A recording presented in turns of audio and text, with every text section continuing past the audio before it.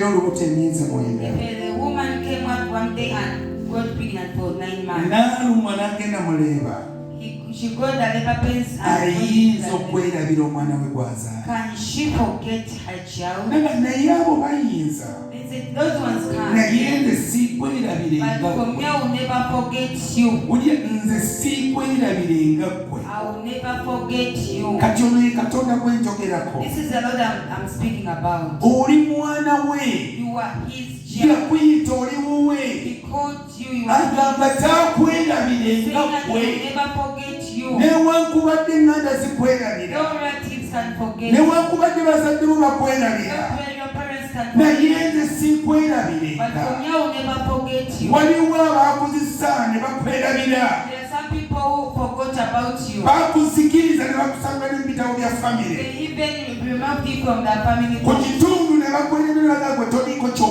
forgot you from your place, saying that you will not. But God is saying that you will not always. No relatives forget you. They make you demolish and say that it's like you're nothing to them. They make you demolish and even someone who will never forget you.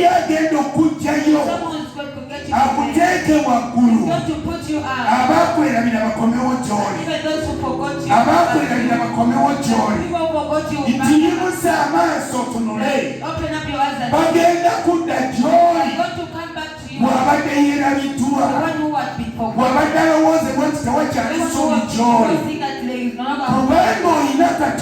Because you have God. Something that is about to happen to you. And new things are coming to you. Praise the good Lord. One day they had buried Lazarus. Thinking that he had been forgotten. Lazarus used to stay before the Lord and could worship. But it's like he was seen as having nothing. He's even like poor. He died with nothing in life. And he used to stay with his He used to stay with her.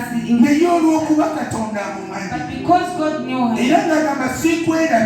he said that he will always never forget him. He was buried and even wrapped from the family. He was wrapped away from the nation. But God was saying that he's not that. God came back to Lazarus. When he came for Lazarus,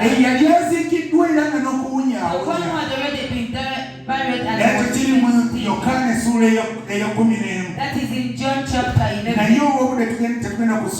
Because of time, we are not going to read there. This man had been forgotten. God came back to his life. The Bible says that he was even sick. So after 4 days, after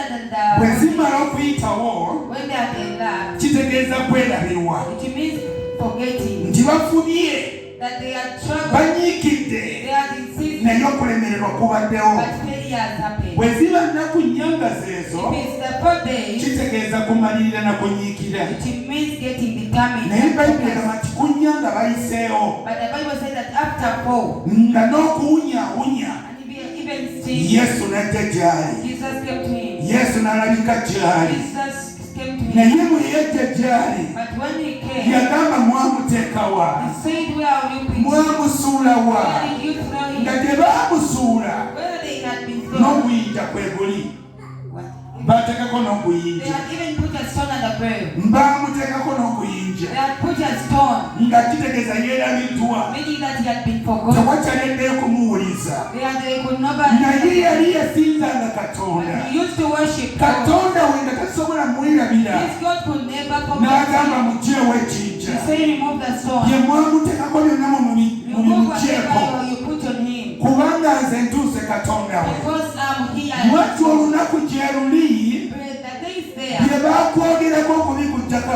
I think the word that had been spoken unto you will be the what they had thought that you could not.